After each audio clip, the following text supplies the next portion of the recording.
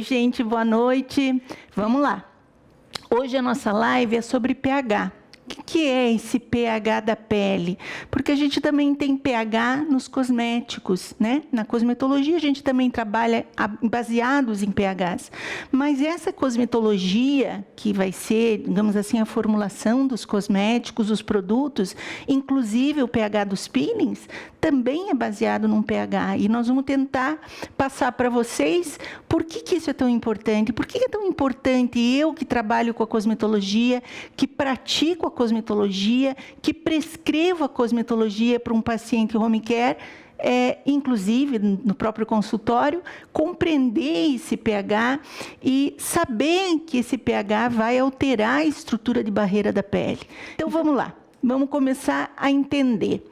Qual é a principal função da pele em relação à cosmetologia? Né? Não estou falando em relação ao organismo, ao corpo humano, a esse órgão, que é o maior órgão do corpo humano, que é a pele. Em relação à cosmetologia, o pH, ele estrutura, né, a função de barreira. Por que a função de barreira da pele é tão importante? Porque se você não tiver essa barreira íntegra, a água que está dentro sai, ela evapora, você vai ter uma perda de água transepidermal, e o que está fora, que aí vai ser desde a bicharada, fungos, bactérias, vão conseguir entrar. E isso vai agredir a tua pele. Então, o grande desafio, não só da cosmetologia, como também da própria medicina, é controlar a barreira, controlar esse esquema todo histológico que é pertinente à capa córnea e as camadas mais abaixo, desde a basal, a espinhosa e a granulosa. Então, para eu entender como tudo isso funciona, como é que se comportam estas células, como é que se comporta o turnover, essa troca celular de camada, como é que se comporta essa retenção hídrica do corpo humano para não deixar a água do corpo humano passar para o exterior, para o meio externo, que a gente chama de perda de água transepidermal, eu tenho que conhecer o pH. Começa tudo pelo pH. Esse pH, na verdade, quando a gente estuda ele em termos químicos, né? Existe uma tabela de pH que vai do 0 ao 14. Numérico mesmo, né? E o número 7, que está bem no meio da tabela, significa pH neutro. Então, quando eu vou de 0 a 6,9, eu tenho um pH ácido. E quando eu vou de 7,1 a 14, eu tenho um pH alcalino ou base, né? E isso é muito importante. Por quê? Porque a gente chama o pH da pele de fisiológico. E muitos, desavisadamente, acham que o fisiológico é o neutro. Então, eu vejo as pessoas indo comprar sabonete e dizem, não, vou comprar um sabonete neutro, porque ele é melhor. Neutro não agride, neutro não faz nada, neutro não vai prejudicar. Muito pelo contrário, neutro é 7. E o pH da pele humana não é 7. Então, isso é importantíssimo. Inclusive, regiões do corpo humano, esse pH modifica. E modifica porque a maior função do pH é proteger toda a estrutura lamelar, toda a estrutura epidérmica de micro-organismos. É manter esses micro-organismos em uma relação saprófita com a tua pele. Uma relação saprófita é uma relação de bem-estar. Está todo mundo bem, ninguém está brigando, não tem bandido ali, todo mundo é do bem, todo mundo faz sua função. Inclusive, a gente tem que compreender que hoje a bactéria da acne, né, ela é saprófita à pele, ou pelo menos deveria ser. E quando que ela se torna patogênica? Quando o pH da pele se altera. Então, é muito importante a gente compreender essa relação do pH com a própria epiderme, com o manto hidrolipídico, que ele deve ser ácido pela constituição própria dele. E essa acidez, então lembre que eu falei que o pH ácido vai de 0 a 6,9. Então, é um mar dividindo isso. Eu não posso nem chegar perto de 0, mas eu também não posso chegar perto de 6,9. Tem que haver um equilíbrio. E dentro da literatura, que a gente vai ver daqui a pouco, alguns autores e até alguns que fizeram novos relatos na literatura, o pH ideal Anteriormente a essas literaturas, ele ficava entre 4,5 e 5,7. Em 2006, teve uma publicação dizendo que o pH que melhor consegue manter essa harmonia saprófita de toda essa bicharada que mora em cima da gente e que tem uma relação do bem com a pele, esses micro-organismos que compõem a microbiota ou o microbioma, que é esse universo que mora na gente, na nossa pele, seria 4,7. Então, quando eu falo que alguns autores chegam e dizem que é normal, vamos dizer assim, é fisiológico estar entre 4,5 e 5,7, significa que, por vezes, eles já estão aceitando uma pele com 5,7 já no limite da patologia, no limite de uma pele doente. Nós já vamos entender por que ela se torna doente, tá bem? Vocês já vão entender bem, e principalmente essa relação de proteção de barreira, de proteção contra a perda de água transepidermal, ela tem uma relação íntima, muito íntima com os ácidos químicos que provocam peelings. Então, se você quer trabalhar com peeling, você tem que saber o dano estrutural que o teu peeling vai causar na pele por causa do pH dele. E qual é a relação que vai ficar como dano nessa pele após você ter realizado o peeling. Então, é muito importante a gente que trabalha com cosmetologia, a gente que trabalha com cosméticos, entender essa relação do pH com a pele e da pele com o próprio cosmético, né? Como é que é planejado a formulação, como é que é planejado um cosmético. Isso é fundamental para você se tornar um profissional de alta performance. Então, vejam, quando esse pH está em equilíbrio, então, tecnicamente, perante aquele autor que daqui a pouco vai aparecer, ele disse que era 4,7, mas existem autores que aceitam até 5,7. Então, estaria dentro de uma normalidade, até porque o pH, ele não é constante, ele se altera conforme as horas do dia, se altera conforme o que você está fazendo, teus hábitos de vida diária, a tua forma de retirar a maquiagem do rosto, o filtro solar que você está usando, a prática de uma hidroginástica, um banho de mar, o próprio suor. A gente sabe que o suor é composto... Deixa eu beber uma água que está faltando gás aqui. Só um instante. A gente sabe que o suor é composto de praticamente 40% de ácido cítrico. Então, se aumenta a ingesta de ácido cítrico, se você sair da normalidade que o corpo aceita, esse ácido cítrico vai ser excretado pelo suor, e aí a tua concentração de ácido cítrico no suor vai aumentar. E daí vocês vão lembram lá na primeira live que a gente falou da caipirinha? O ácido cítrico, em vez de vindo de fora para dentro, é ele indo de dentro para fora.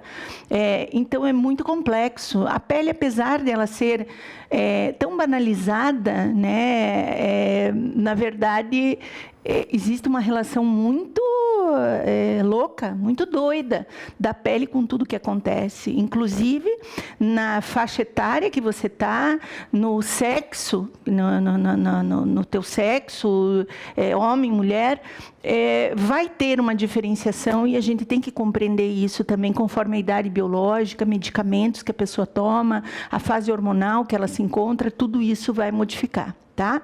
Então, vamos passar aqui. Então, vamos lá. Aqui é o que eu já falei para vocês anteriormente, o pH, ele demonstra, então, o grau de acidez, de neutralidade ou de alcalinidade que uma pele se encontra ou um cosmético possa se encontrar. Então, o que a gente percebe? Quando o teu pH desce demais, além do fisiológico, que seria, vamos botar entre 4,5 e 5,7, né? Até 6 dá para aceitar, mas já começa a complicar um pouco alguns cuidados que a gente tem que ter com a pele, ele estaria ácido demais para suportar. E a acidez, ela tem uma grande característica de destruição de lipídios da pele, inclusive de impedimento desses lipídios se formarem. E o lipídio, ele é extremamente importante para os corneócitos e até para os queratinócitos. Então, cada queratinócito ele é envolvido por uma bicamada lipídica. E quando você coloca um ácido muito abaixo da normalidade, como, por exemplo, os ácidos, os peelings industriais, eles têm um limite cosmetológicos, né? Vamos pensar assim, de venda livre, eles têm um limite que eles não podem ser abaixo de 3,5. Isso é lei, é uma regra brasileira. Então, 3,5 já está muito abaixo do pH fisiológico, que seria, vamos pensar, vamos botar 4,7 para ficar um termo para a gente conseguir entender. Está muito abaixo. Então, às vezes, um peeling industrial com 3,5 pode dar um efeito horrível na pele, principalmente a origem desse ativo, se ele é um ácido lipofílico, se ele é um ácido lipofóbico. Lipofílico é aquele ácido que tem característica de destruir o lipídio próprio da pele, ele desmonta essa cadeia lipídica. E isso faz com que a união desses corneócitos e desses queratinócitos e a união dos desmossomas se rompa. E isso quebra toda a fisiologia de reestruturação da pele. Então, às vezes, você diz assim, mas eu fiz um ácido que é fraco. Mas não é o ácido que é fraco, é a pele que não estava conseguindo resistir. E aí vem o dano, e principalmente quando você vai fazendo a sequência. Não, é um ácido que lá diz que pode fazer toda semana. Não, mas espera aí, não existe regra matemática na fisiologia. A fisiologia ela é linda, maravilhosa dentro de um livro, mas ela, para falar a verdade, ela é só um guia para nós, porque na realidade, na vida real, cada paciente é único e cada paciente está passando por um período diferente da vida, por isso que a anamnese é tão importante. Então, lembrem-se sempre que você vai ter que determinar, primeiro, como está essa pele? Mas Ivone, eu vou ter que ter um pHmetro, eu vou ter que ter uma fita para medir o pH da pele? Não, é só você ver como é que a pele se apresenta para você. Você já vai entender como elas estão, como elas se demonstram pelo manto hidrolipídico e pela constituição de barreira que elas têm, né? Nós vamos falar sobre isso.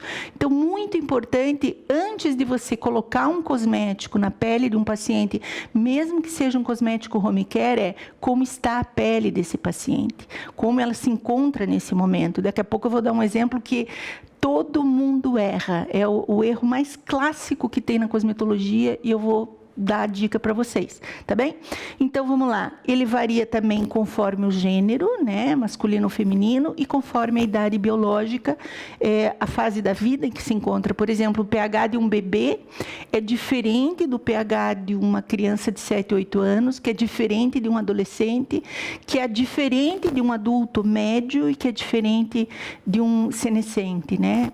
Então, eu não posso comparar as idades biológicas e achar que tudo serve para todo mundo. Que esse cosmético home care é bom para fulano, vai ser bom para ciclano. Que este peeling com determinado ativo e determinado pH é bom para essa pessoa, vai ser bom para outra. Não é bem assim. A coisa é mais personalizada do que a gente pode imaginar. Vamos lá. Aqui está um exemplo bem clássico, bem fácil para a gente entender o pH neutro. Então, ele é 7, tem que ser 7 para ser neutro. O pH ácido, então, que ele está abaixo de 7, e o pH alcalino, que ele está acima de 7. Mas mesmo eu chamando ele de pH ácido, eu tenho que ter noção da acidez. Qual é a acidez? É a acidez fisiológica? É entre 4,5, 5,5, 5,7, 5, 4,7, qual é o pH? Pode ser pH de 1, pode ser pH de 1,8, que jamais a pele conseguiria se recuperar se você usar um pH abaixo de 1,8. Isso foi comprovado por Van Scott já em acho que 1980. Nossa, eu era adolescente naquela época. Já beijava na boca, já era bom, mas olha quantos anos faz isso. E se tem um cara que estudou pH e a reação desse pH modificado numa pele foi esse cara, um americano, Van Scott. Então, ele mostrou para a gente que a pele não é capaz de suportar o contato com pH abaixo de 1,8. Ainda ele dizia 1,8 é agressivo pra caramba. E eu sei que existem peelings industriais, não, digamos, produzidos no Brasil, fora do Brasil, que tem pH de 1,8. Tem peelings de marcas americanas que tem pH de 1,8 e é usado assim. Aí eu fico pensando, tá, e qual é a vantagem que eu tenho de fazer um peeling agressivo, porque destrói, porque descama, porque arrebenta tudo, e eu ter todo um trabalho para recuperar esse pH? Só porque ele é mais rápido? Eu acho que não. A gente leva 9 meses para nascer, tem que esperar, não adianta querer nascer antes, porque vai nascer com uma formação, principalmente pulmonar. O maior problema das crianças precoces é a não formação do pulmão. Então, não adianta eu querer ser mais rápida do que a própria fisiologia da pele. Por isso que é muito importante a gente pensar no que a gente está fazendo e de que forma a gente está fazendo. Não adianta a gente querer ser rápido. Eu sei que no Brasil tem peelings aí que são chamados de naturais, né? Que não tem agressividade nenhuma e que arrebenta a pele. Aí a gente vai tentar procurar o registro na Anvisa desses produtos, ou deste produto, né? Não tem registro e nem se sabe qual é a formulação dele, mas eles dizem que é extrato vegetal e que até gestante pode usar. Então, cuidado, gente. A primeira coisa que a gente tem que conhecer, claro, é a fisiologia da pele, mas, em segundo lugar, é o que você está usando, né? Daqui um pouco eu vou falar sobre isso, aí vocês vão entender bem. Então, veja, quando a gente pega um pH principalmente levemente ácido, que é o pH fisiológico da pele, vamos de novo reforçar a ideia, não abaixo de 4,5 e não muito acima de 5,7, 6, 6,5, Deus me livre, já está correndo risco, né? O que acontece? Você tem um equilíbrio dessa microbiota, você tem uma proteção bactericida e fungicida, você tem toda uma... quase como se fosse um remédio alucinógeno para toda essa microbiota, para todo mundo ficar zen. É muito legal você imaginar... todos aqueles micro-organismos que vivem na tua pele estando zen, ninguém brigando com ninguém. Está todo mundo tendo uma vida saprófita e se encaixando com sua perfeita função, fazendo o que eles realmente têm que fazer, porque eles têm uma função na pele humana, né? Então, é isso que eu acho que é o legal da gente compreender quando a gente descobre o pH da pele, descobre o pH do cosmético que a gente vai usar também, tá bom?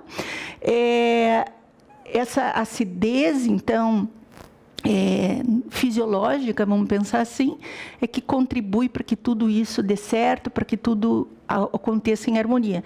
Agora, quando você pega uma pele no teu consultório, normalmente ela não está em harmonia, porque se ela tivesse em harmonia, para que a pessoa ia no seu consultório? Normalmente ela vai lá com uma queixa, né?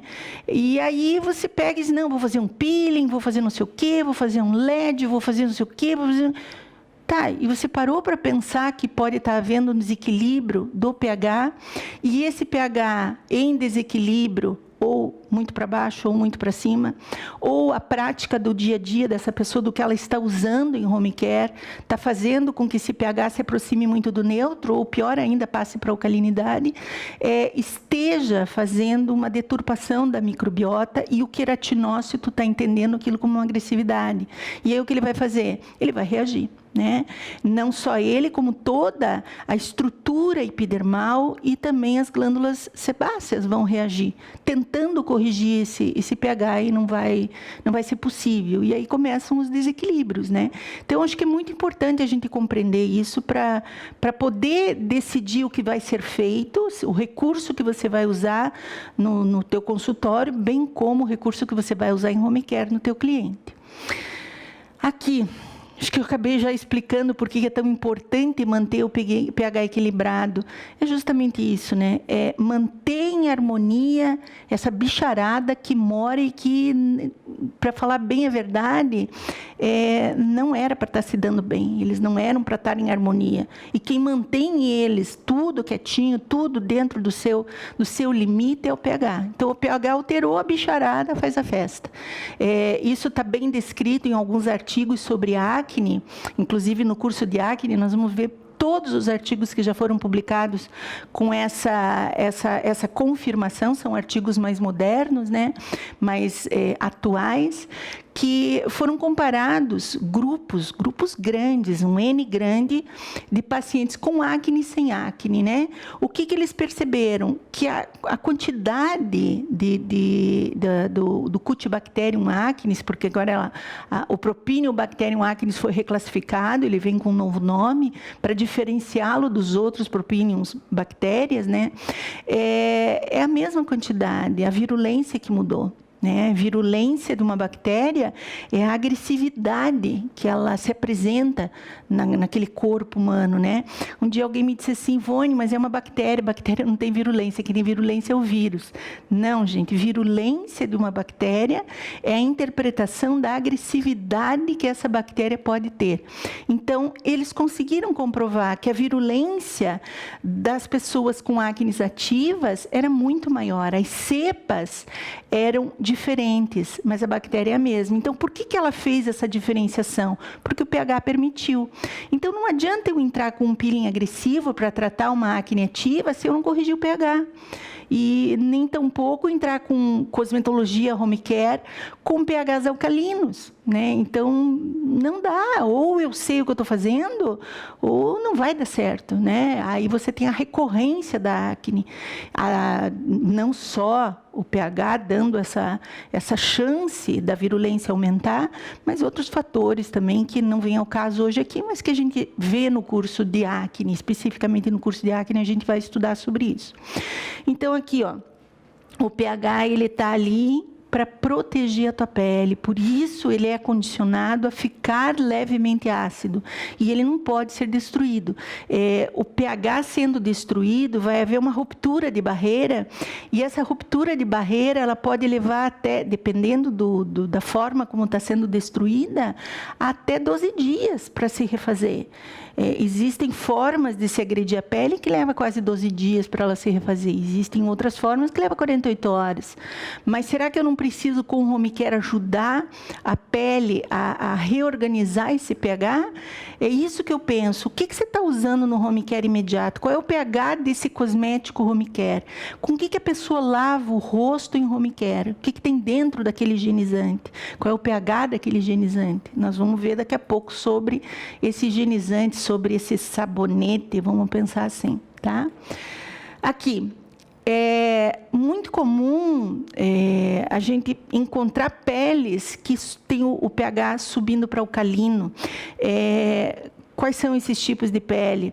Por exemplo, pele com rosácea, pele com dermatite, pele com psoríase, o pH sobe. Às vezes ele chega a ficar em 8 de alcalinidade. Aí não tem barreira que aguente. Por quê? Porque quando o pH está muito alto, ou até mesmo neutro, né? A gente só vai ver que vai haver uma diferença de força no que vai acontecer, mas também num pH muito abaixo de 3,5 e até às vezes num pH de 3,5, os lipídios que eu falei lá no início, eles não conseguem se reestruturar.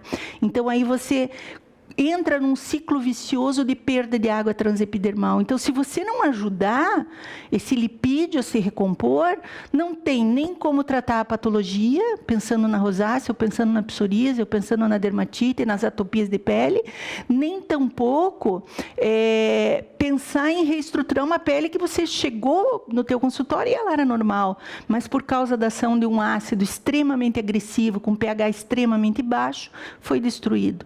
Por exemplo, um exemplo de peeling extremamente agressivo é o ácido retinóico.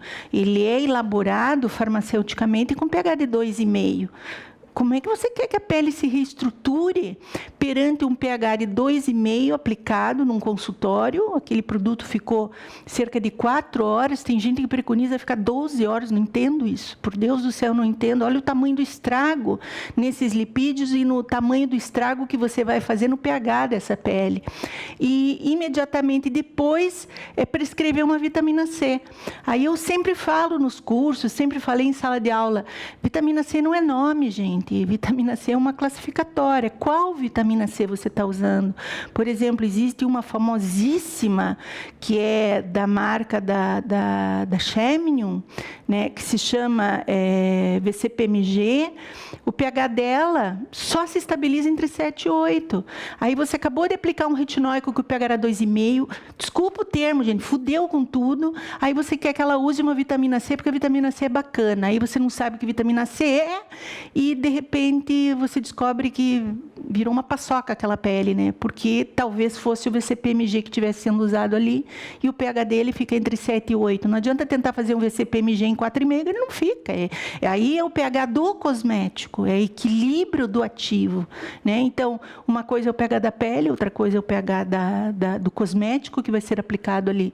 Na verdade, nessa hora, a intenção é recuperar essa pele, é recuperar o lipídio, é recuperar o pH da pele. E aí tem gente que diz, não, mas eu não posso recuperar o lipídio porque a pele era oleosa. Gente, pele oleosa não tem nada a ver com o lipídio interno que protege os queratinócitos e protege os desmossomos. Não tem nada a ver. Uma coisa é uma coisa, outra coisa é outra coisa, né?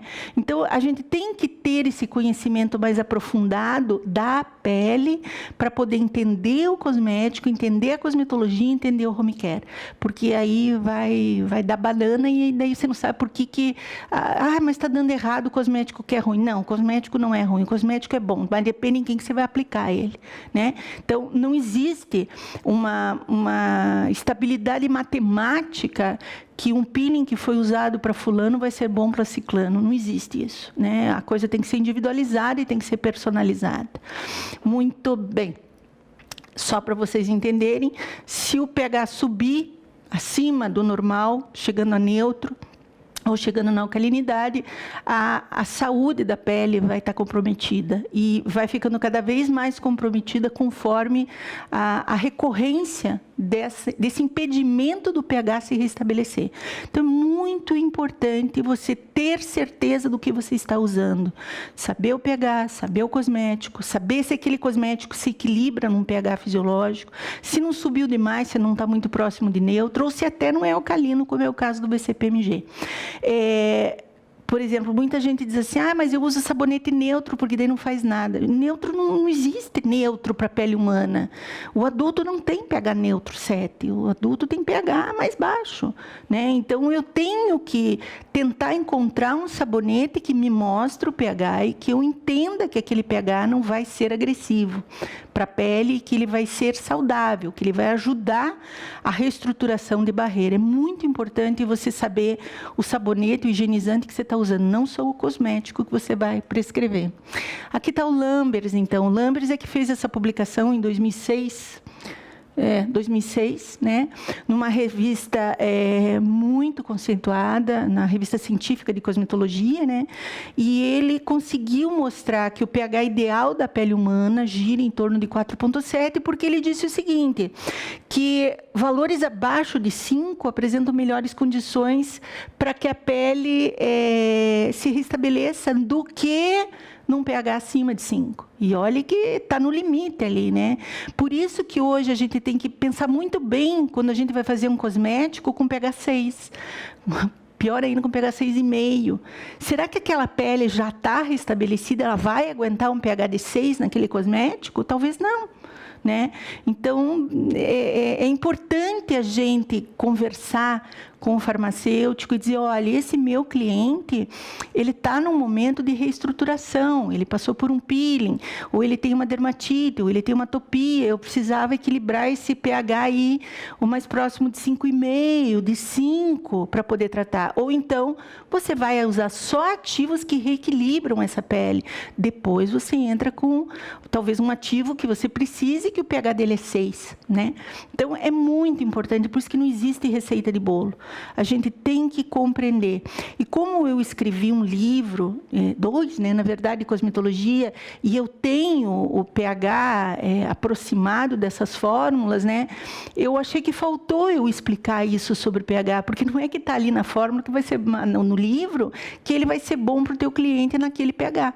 Então, às vezes, você tem que baixar um pouquinho, mas não pode chegar muito próximo de 4,5. Então, o ideal, melhor para dentro dos ativos, seria trabalhar em 5, 5,5, mas não sair muito disso, porque aí você consegue restabelecer uma pele, mas jamais usar um cosmético com pH de 8, né? Eu não consigo entender como é que o VCPMG é tão famoso no mundo inteiro, mas, enfim, cada um com seus problemas, né?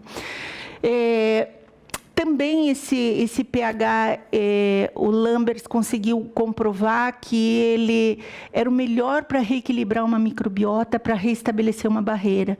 Então, por isso que a gente diz assim, para começar a estabilizar uma pele que está destruída, que está com ruptura de barreira ou que está doente, não põe um pH tão baixo nela. Aí dá para entender por que quando eu criei o peeling de gluco, né?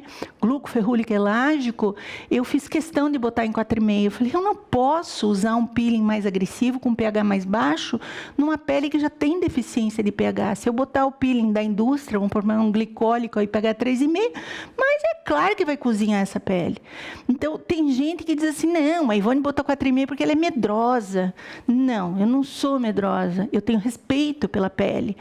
E isso me faz ter medo. Por quê? Porque eu sei que a pele é uma caixinha de surpresa. Então, eu não posso sair por aí fazendo o que eu bem entendo, porque eu quero fazer. Não. Eu embaso tudo em cima de fisiologia, em cima de histologia, em cima de doenças de pele. Essa é a minha formação acadêmica, principalmente doenças de pele. Então, eu aprendi a ter respeito por essa constituição. E aprendi que não é destruindo que você reestrutura, né? É ajudando a pele a se recuperar que você reestrutura. Então, é assim que eu gostaria que vocês pensassem. Vamos lá. Ali também acho que é o resumo do que eu acabei de falar, o perigo dos peelings com pHs de 3,5 ou abaixo disso, né? E a gente sabe que a indústria vende para a gente pH 3,5. Eles têm limites de porcentagens dentro dos ativos, mas é 3,5. Então, peraí, não é porque a indústria está vendendo venda livre que ele vai ser bom para o meu paciente. Tem pacientes que não podem com aquilo, tem outros que pau pôr que não dá nada. Mas calma, quem são os que não dá nada? São os tabagistas de pele espessa, que esse couro de tartaruga, aquilo parece que o peeling nem fez efeito. Mas bota um peeling desses em cima de uma rosácea para você ver, cozinha a pele da pessoa. E eu estou com 32 anos de formada, eu fiz esse ano. Meu Deus do céu, eu tenho uma bagagem para contar as coisas que eu já ouvi e que eu já vi, e os pedidos de socorro para recuperar uma pele, que eu vou dizer para vocês, tenham medo e tenham respeito pela pele. Isso não faz de vocês uma pessoa medrosa, faz de vocês uma pessoa com respeito pela profissão. Então, você está levando a sua profissão a sério, porque eu sempre disse que estética não é estética, estética é saúde. Mas para eu ter esse conceito de saúde, eu tenho que entender o que eu estou fazendo e principalmente entender o que eu estou passando naquela pele, né? Aqui eu coloquei alguns fatores externos que estressam a pele, tem fatores internos também. Então, se vocês observarem, são tantos fatores externos que estressam a pele, que fazem esse desequilíbrio de pH e que desestruturam barreira, que eu tenho que manter respeito por todos eles. Então, por exemplo, uma pessoa que faz hidroginástica, né? Minha mãe fazia, agora não está fazendo, mas ela fazia hidroginástica 3 vezes por semana. O que aconteceu ao final do 3º mês? A pele dela estava pronta para abrir uma ferida. Uma mulher que tem 88 anos, fuma que nem uma chaminé, não tem condição de ter uma barreira íntegra, principalmente por causa da idade e por causa do tabagismo. Quanto mais idade biológica, cronológica, na verdade, a pessoa tem, menos lipídio ela é capaz de fazer para fazer esse sistema de proteção da barreira. E ainda ela sendo tabagista, aí, tipo, cagou com tudo. Por quê? Porque o tabagismo faz uma vasoconstrição severa na junção derme-epidérmica, não permitindo um aporte de nutrição para a epiderme. Então, ela sofre pelos dois lados. O que nós tivemos que fazer para ela não precisar sair da hidroginástica? Reforçar a barreira da pele. Aí houve toda uma catequese no ouvido dela dizendo, mãe, você tem que aplicar esse cosmético toda vez que você toma banho e toda vez que você for à piscina. Não é mais uma questão de beleza, agora é uma questão de saúde, ou daqui a pouco você vai estar cheio de ferida. Então, a maior queixa que a gente percebe nas pessoas de mais idade, na senescência, na senitude, é prurido. Por que elas se coçam? coçam? Porque não tem o lipídio para fazer a síntese dos esfingolipídios, das esfingosinas livres que protegem do prurido. Aí ela entra numa piscina para fazer hidroginástica, melhora uma coisa e estraga a pele. Então, eu tenho que tomar muito cuidado com todas as observações aí. Um grande problema que a gente está vendo agora, hoje, né, eu acredito que talvez vamos pensar aí nos últimos 11 meses, é o uso excessivo do álcool gel. O álcool gel, ele destrói o pH, ele simplesmente faz uma alteração gigantesca. Então, se você usou o álcool gel, reforça a barreira das mãos. Está sendo recorrente as dermatites de mão, as desidroses de mão e a pior, inclusive, de psoríases de mão, inclusive de leito ungueal. Por quê? Por causa do álcool. A gente acha, não, mas o álcool está me salvando de uma coisa, mas, em compensação, está te jogando na valeta por outro lado.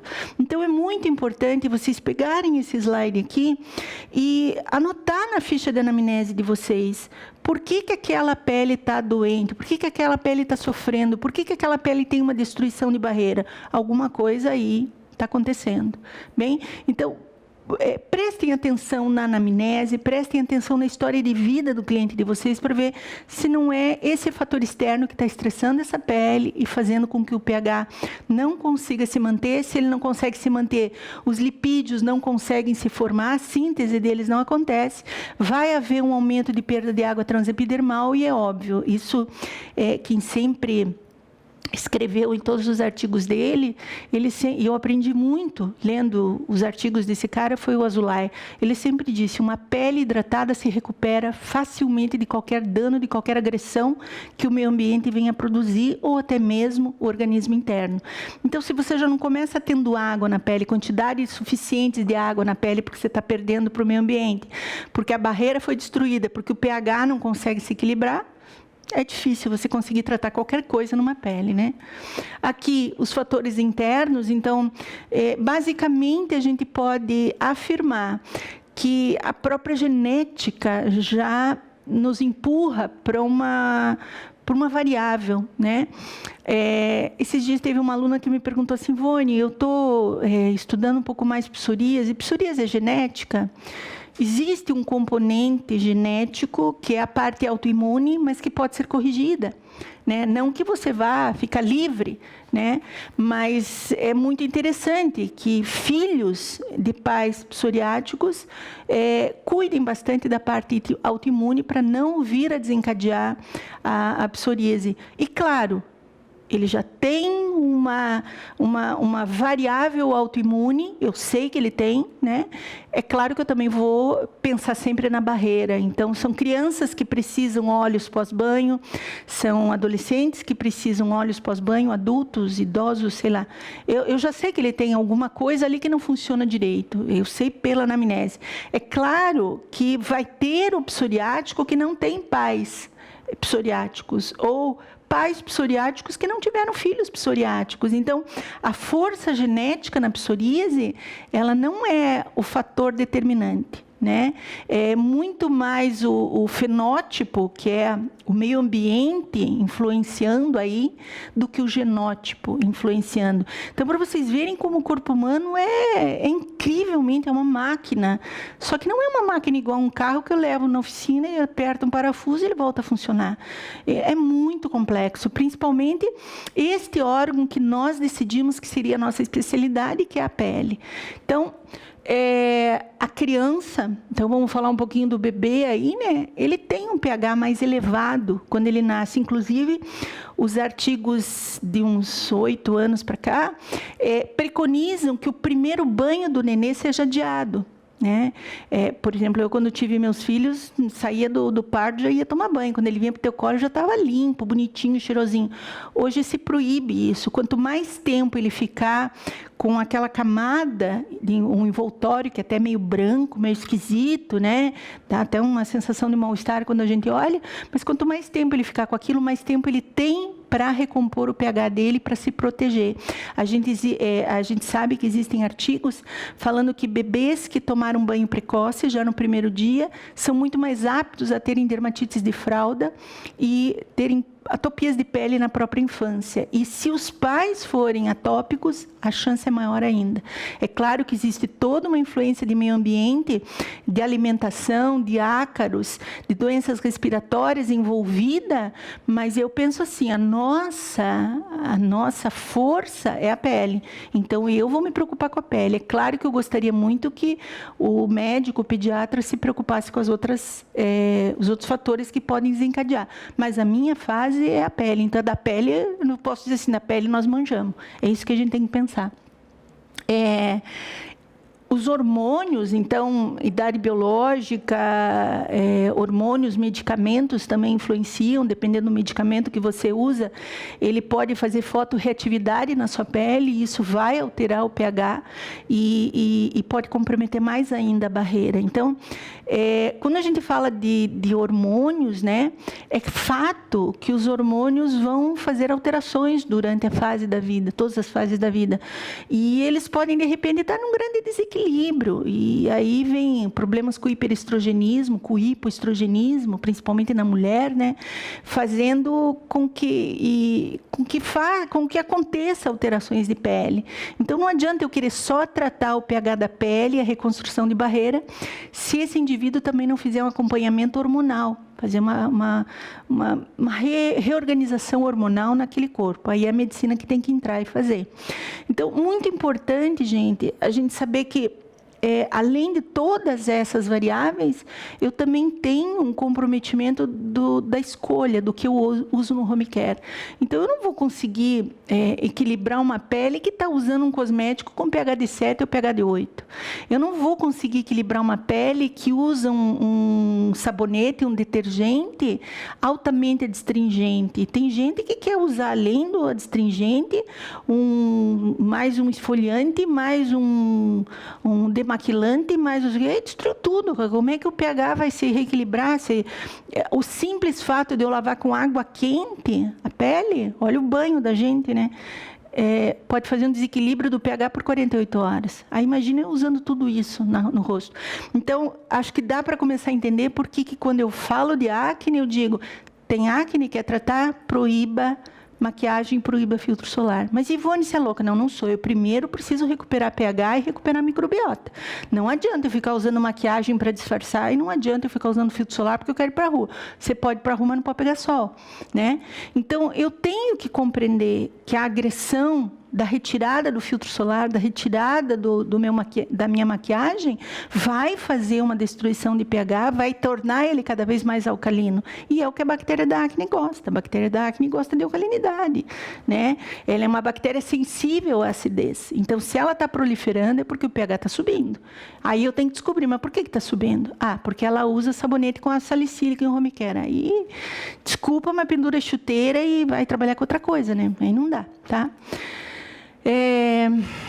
Aqui, falei das mãos anteriormente, vamos dar uma reforçada. Nunca se lavou tanto as mãos como nos últimos 11 meses, e nunca se usou tanto álcool gel como nos últimos 11 meses. É uma coisa, assim, loucamente absurda o que a gente passou a fazer depois que a gente entrou nessa pandemia. E é claro que a mão vai sofrer com isso. A mão já tem um pH mais alto, ele é muito próximo de 6, 6,5. Aí você fica usando álcool gel 5, 10, 12 vezes por dia, lavando com sabão e secando e tal, e não recompõe, esse pH não recompõe essa hidratação, é fato que vai dar encrenca. Então, as dermatites de mão hoje, elas têm muito mais a ver com a alteração de pH, com a alteração de barreira, com a alteração de microbiota, do que qualquer outra força externa que possa estar deteriorando essa mão. Então, cuidado, e principalmente você que é profissional e que acaba trabalhando com aquelas luvas de... Esqueci o nome, aquelas luvas descartáveis, né? Esqueci o nome daquelas luvas. Eu vivo esquecendo as coisas, gente, mas eu acho bom, porque daí depois vem a discussão nos grupos, né? Principalmente nos grupos que ainda estão ativos. Ai, prof, eu lembrei, você quis falar lá, tal coisa. É legal, porque daí eu sei que vocês estão prestando atenção. Enfim, látex, lembrei. E tem umas outras que é de outro material que eu também já esqueci. Mas, enfim, o importante é a gente entender e saber que a gente precisa muito de proteção para as mãos também. Não só nós que trabalhamos com as luvas, mas o dia a dia dos nossos clientes, dos nossos pacientes que estão lavando demais, estão usando muito álcool gel. tá? Vamos lá, que não está trocando. Aqui. Vamos pensar agora o que é o pH do cosmético. Nós falamos sobre o pH da pele, vimos que a importância dele é realmente estruturar uma barreira contra micro-organismos. E o pH do cosmético, o que é? O pH do cosmético é equilibrar da base de sustentação ao ativo que está ali. Cada ativo que foi desenvolvido na cosmetologia, deixa eu beber água que eu estou com sede. Cada ativo que foi desenvolvido na cosmetologia, ele precisa de um pH estabilizador, né? Por exemplo, a gluco, ela não gosta de se equilibrar em pH de 4,5. Ela gostaria de estar bem mais baixo. Então, a gente precisa tamponar a gluco para que ela se estabilize num pH de 4,5. E os cosméticos são assim, eles têm já um pH de estabilidade próprio. Existem alguns que, ele topa qualquer coisa, mas tem outros que não. Então, é muito importante eu saber que aquele cosmético estabilizado em um pH que é a indústria ou a farmácia de manipulação que faz, não sou eu não posso mandar nisso, é a estabilidade do produto, venha para reestruturar o pH da pele ou para não agredir. Né? Então, se não vai ajudar, também não atrapalhe, né? Porque eu estou numa fase, num momento que eu preciso ou só manter ou eu preciso reestruturar. Então, é muito importante que o pH do teu cosmético, ele venha ajudar essa pele. E não simplesmente, vou usar porque ele está na moda, vou usar porque fulana está usando. Não, não é bem assim, né? Avalie a individualidade de cada cliente e vê o que ele está precisando naquele momento. Por isso que a gente não faz um cosmético com muito mais do que 50 gramas, porque é o tempo para se usar lá em 40 dias no máximo, porque já vai mudar. Está indo bem, então você continua com o mesmo, né? Se não, principalmente quando a gente fala de reestruturação, a gente vai ter que pensar no que a gente está usando ali, tá? Como é que a gente pode saber se a pele está em desequilíbrio? Primeira coisa que você vai perceber é que ela não vai estar saudável, né? Muitas vezes ela vai apresentar ou uma atopia, ou até mesmo acne, ou ela não vai estar normal, ela vai estar desidratada, no mínimo, na pior das hipóteses, desidratada. Como é que eu sei que uma pele está desidratada? Quando eu saio do banho, seco, a pele faz assim, né? Isso é uma pele desidratada. Depois eu passo o creme e não percebo mais. Mas ela não podia estar repuxando depois do banho. Se ela está repuxando é porque ela está desidratada. Dentro dos home care, do skincare, vamos pensar assim, o que mais agride uma pele é o lauril, que está dentro do sabonete, que está dentro do higienizante. E isso fez com que a ciência, vamos pensar assim, percebesse que a gente precisava de uma outra opção para usar no sabonete, no higienizante, porque todo mundo usa um sabonete para lavar o rosto, né? E aí nasceu o conceito Syndet. Syndet é um conceito. É um conceito do quê? Que o surfactante que vai estar ali dentro, ele não é tão agressivo quanto o lauril, que é extremamente agressivo. E o lauril é o mais comum, né? Então, dentro dos surfactantes, dentro dos higienizantes, daquilo que faz espuma, né?